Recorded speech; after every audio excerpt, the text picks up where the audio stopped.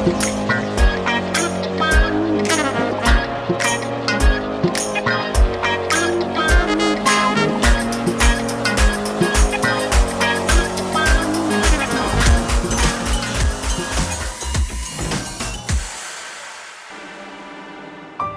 it's another Saturday here on Pulse for 3 Reloaded, my 30 minutes discussion program on Saturday mornings. My name is Obobia Dakopoku, and Pulse for 3 Reloaded is proudly sponsored by FlexiPay and Less Possibilities. This morning, I want to discuss abusive relationships, and it's something that is very close to my heart, and what you should do when you find yourself in one.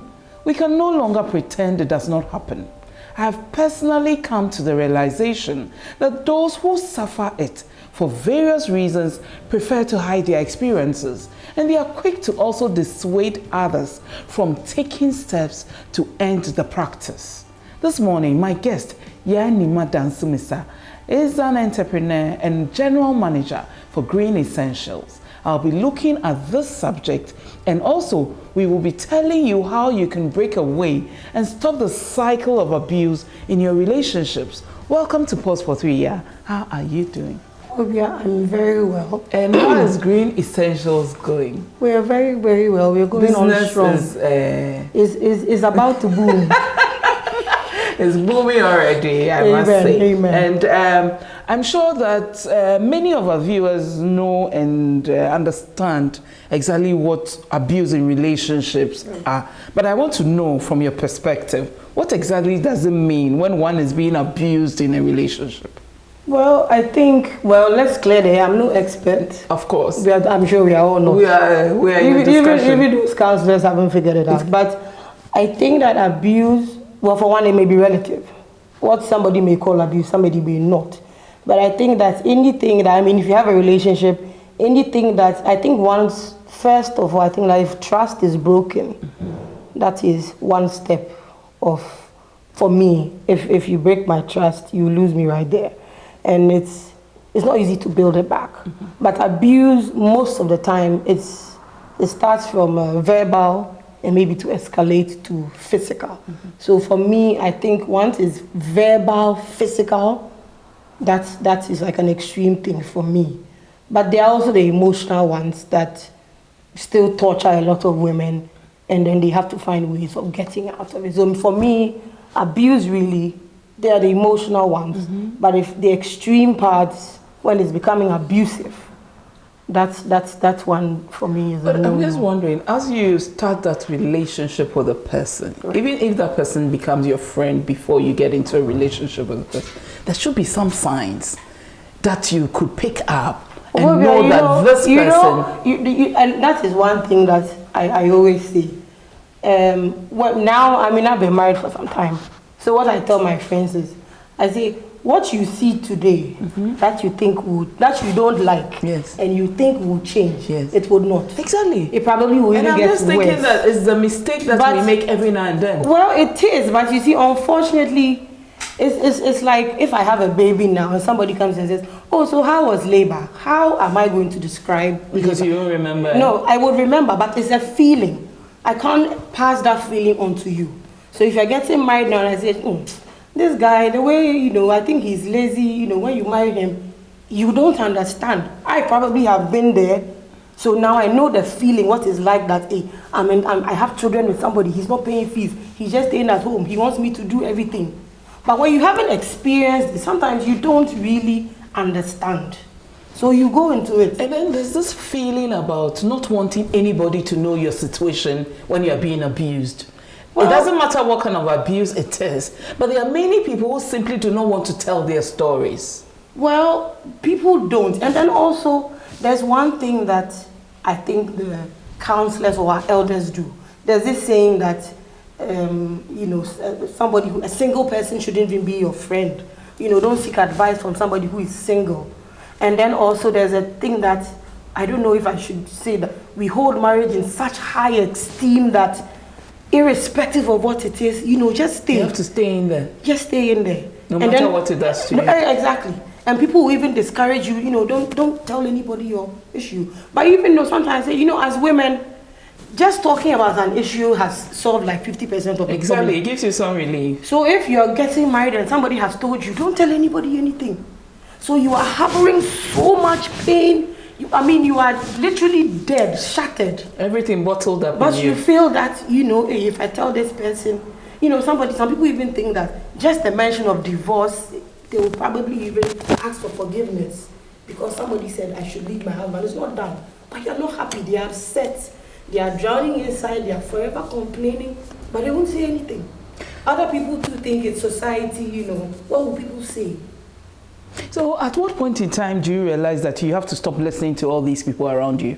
From your parents to the church to society, everybody thinking that, listen, that kind of attitude. And every now and then you keep hearing it, until you drop dead, nobody realizes exactly what you're going through. For instance, I dated my husband for 7 years before we got married. 7 years. You think that 7 years is long enough to know a person. But trust me, when we got married, we had so many issues at the beginning. I'm wondering, didn't I know this guy before? Do you understand? So you never really know a person. And then also what I always say is, people react differently to a situation. Exactly. So you say, oh, my husband has changed. I'm like, well, maybe he has changed. Some people may hide something from you and then they will show their true colors. But then there's also the part where, for instance, my husband has never cheated or my boyfriend has never cheated on me. And today, I hear that my husband or my boyfriend has cheated. I may shake, I may pass out, I may flip, I may throw glasses about. It's the first time I'm hearing it. Of course, it hasn't happened before. So somebody will say, hey, the girl is not here. Not necessarily. Because it's the first time it's the first time something has happened. Do you understand? But then so you realize that, even you yourself probably don't even know that you are even capable of that. Do you understand? So people may not necessarily hide or their feelings from you, but based on situations that have happened in a relationship, they may act in a certain way. Anyway, it's sad, but I have a friend who, after her lies and explanations about the physical scars arising out of years of abuse, opened up to me one day. And then she added that she feels hurt that her families and the other co-workers of her partner, knowing this, will be embarrassed. So clearly what it was is that she thought that talking about the situation was going to embarrass her husband, and she didn't want people to look at the guy in a certain way. And I'm just wondering, what's your business protecting such a person, knowing exactly what he does to you in private? Well, for me, if you ask me, I'll probably say maybe it's low self-esteem. Some people don't, they don't have courage. They don't value themselves that much. Do you understand? They see a man is everything. And trust me, some people don't work. They're housewives. And I'm saying, you know what, even if you want to be a housewife, get a trade, get some creams and sell on the side. Do something on the side that, at the end of the day, that, even if this man kicks me out today, at least I can get 1,000 cedis a month for now and then grow from there. But can you blame some of them? Some of them are not allowed to do anything. My husband says that I'm not supposed to be working. That's one. He will take care of me. Can you blame such a person? Well, I really can't blame them. But you see, the thing is, it starts from somewhere. Because me, for instance, if you say you're going to tie me down, stay home, trust me, my demands, you will let me go and work. Oh, you will let me go. Mm-hmm. Because I have so many demands. And you see, I grew up with a father who gave me everything. So, and because of that, some people grow up and they are depending on men to give them stuff. I didn't get that. No. So growing up, I always my father gave me everything that I needed. I didn't have to ask anybody. So it's very difficult for me to just go around asking people for money. So you're used to doing things yourself. I'm used to doing things myself. So if you decide to tie such a person down, what you do is... You just kill the person's spirit. Do you understand? And then also, I think that you shouldn't kind of allow it. If you know that, you see, sometimes it's difficult when there's children. Some people get married, first 2 years, they have like 2,000 children already. You know, sometimes, I don't know, like, some people are just that fertile. All they need is just one night every evening. But if is it was about possible. just having the babies? Some of them are met in the nightclubs, at decent places. The men see them and are attracted to them. Their title changes, they become wives, they loosen up, double their sizes. The man walks in, you have a cloth around your chest, walking around all loosened up because you are trying to keep the home, you're trying to manage the kids. So clearly that attraction is not there anymore, but that is how the man was attracted to you. Okay. So can you sometimes blame the men when they get into that situation? Well, that is debatable, depending on the level at which, let me just say, you have depreciated. But don't forget, I had a friend who was like size 10. She had one baby and she was size 16. She was, I mean, it's not that she was eating that much. She did all she could, but she could just come back to a 14. Do you understand? Exactly. So what some men should also understand is that once you have when I was pregnant, I read somewhere that your stomach is never going to go back to what it used to be. Exactly. I think it's going to explode. Do you understand? So yes, I understand that people should really up their game a little. But then also, in the first year, like a woman is married 2 years, she has 2 kids. That's a big change for her. Some of them don't have help. They are forever tired. You meet them in school, they have hair all over because they have to rush. Some men are not, they won't help. Do you understand? So constantly these people are tired. So sometimes you can't really blame them. You see, it's easy. I just come home, there's time to cook. No, let me just throw this thing around, walk around. Okay, the kids are coming. Let me get this ready. Let me get food ready. So sometimes you don't really blame them. It's just they don't even have the time to even get ready. They have kids, you are going out, you have 2 kids, there's a year-old, there's a baby, you are packing them, and some of the husbands are drop dead lazy. They will not help. They won't budge. They won't budge. And this woman is all over the place. When is she going to apply makeup? When is she going to throw on that wig? And I mean, I'm sure coming here today, I wore about 6 dresses before I came here. If I was bringing 2 kids, trust me, I probably would have showed up with that dress which was not ironed. Because most women don't also have help. Exactly. Most of my friends, I'm always on ahead. You know what? You can't kill yourself.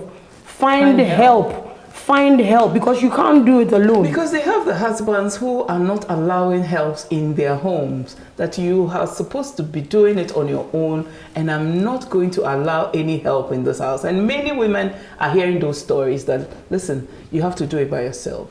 Because growing up, he saw his mom do it alone. So he thinks that clearly his wife should be able to do it alone. Well, unfortunately, I'm not your mother.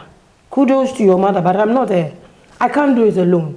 You see, and when people get married, 2 people from different homes. Maybe somebody is very poor background, made it. Somebody is professional dadaba. And these people are coming together. This person thinks, hey, Banku, you should do it yourself. She hasn't even done Banku before. Do you understand? So when in the beginning, you see there's always pre-marital, but there isn't post. Yeah. But I think that there should be post-marital. And then also, even in Ghana here, one thing that I also realized, I don't know where else, but let me stick to my country. When there's a problem in marriage, it's like they don't want you to talk about it. Oh, when you're it happens all the time. It's not the first time it's happening. So people are bottling up pain. They are angry. Anger. Do you understand? Because they are not being able to express themselves. And then also, there's a relationship. We get married 2-3 years. I'm like, you know what? I'm not interested. It's early enough. When you start seeing those signs, especially when there are no children, just let the people go. They need space. But they encourage you, and stay. But I'm like, if one person is not interested, somebody, a nice guy may say, he's not interested, probably find somebody on the side. They may be married for 10 years, we have another mistress for 8 years. Clearly, they were not interested in this whole arrangement. But maybe they are thinking that, one, that is one, the children, and then 2, oh, you know, I dated for some time. If I leave her now, who's going to marry her? So that kind of pittiness.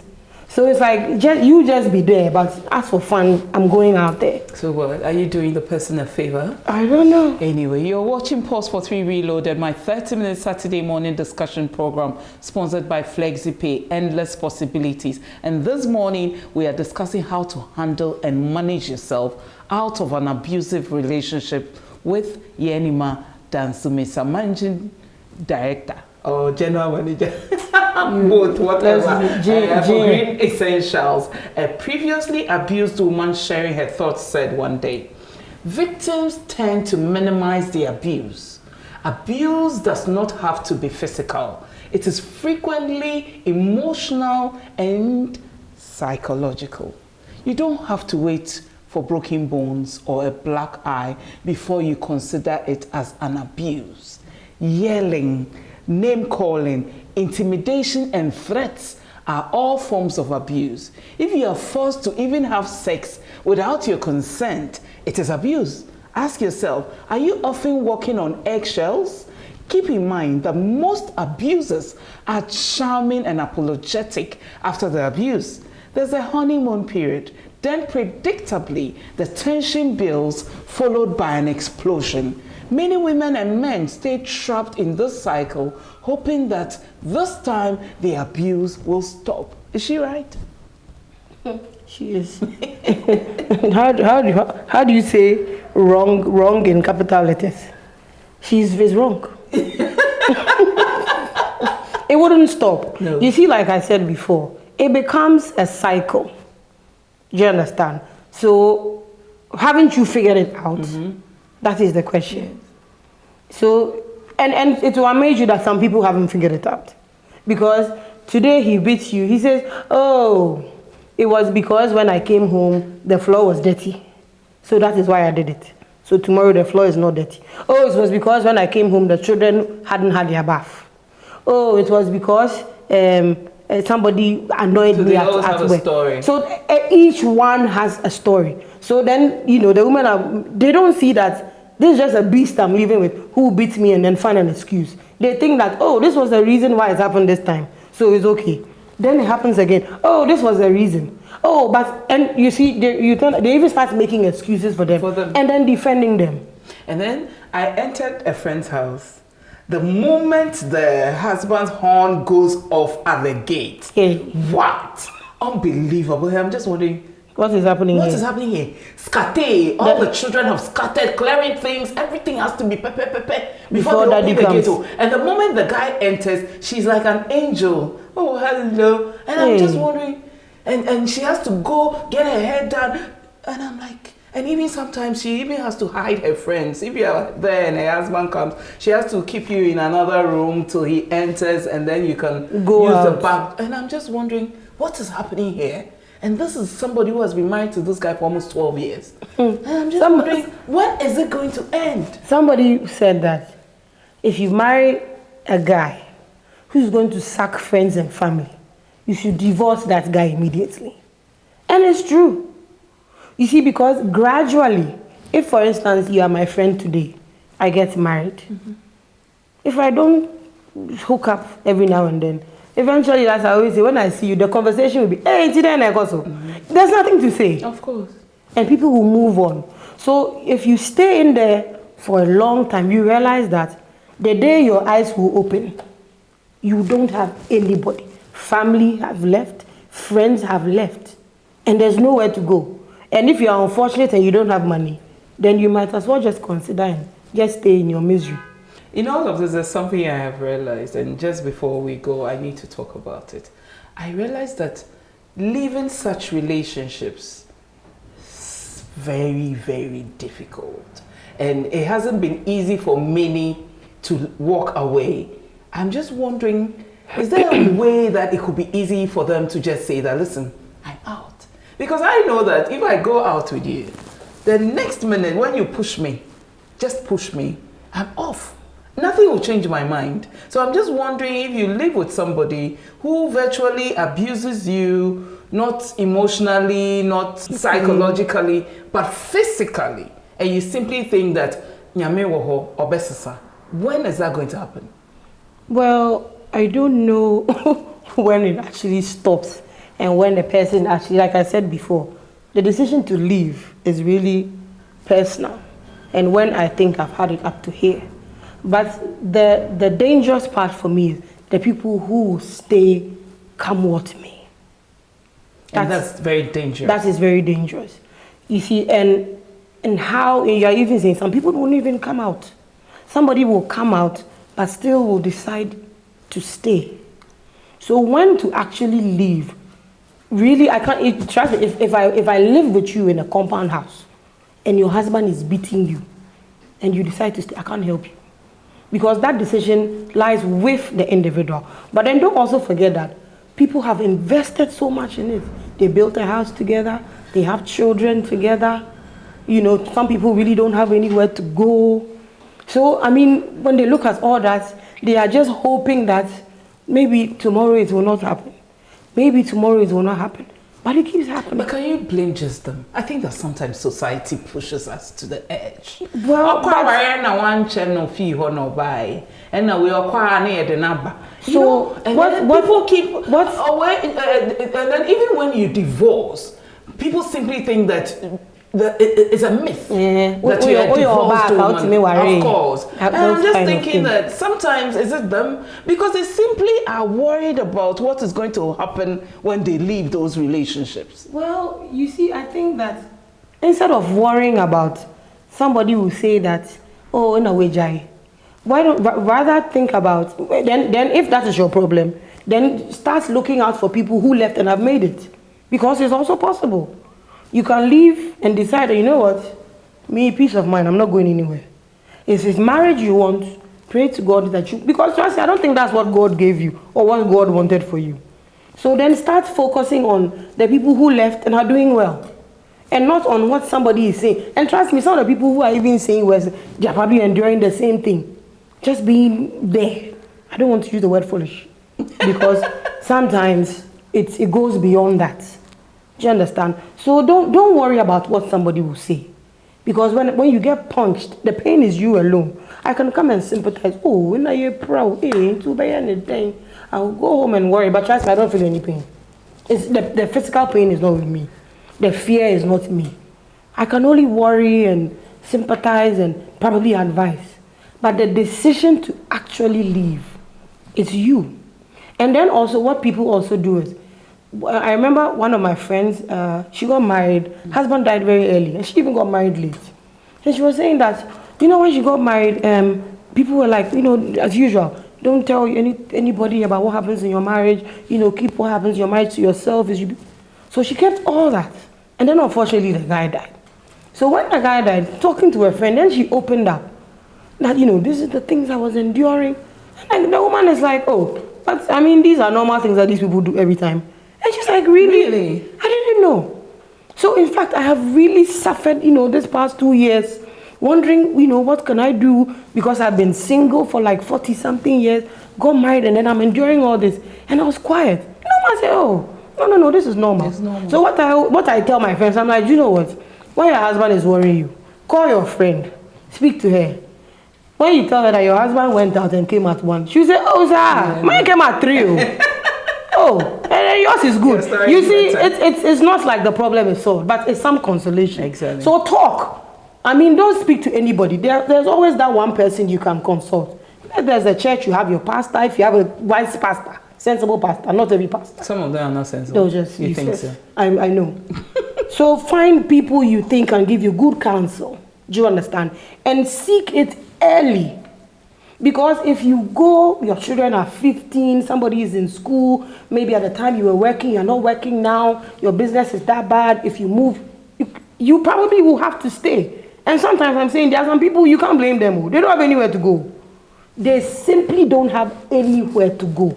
There's no mother, there's no brother, there's no sister. She doesn't work. She lives in her husband's house. They buy petrol for her clothes. She doesn't have anywhere to go. So you just have to suffer in silence. You have no choice. Imagine I got married at 30, 32, I decided, hey, I can't take it anymore. I have one baby. So you know what? Let me just go and pursue my mom for some time. You can easily move on quickly. If you wait till you're 48, now I want to go.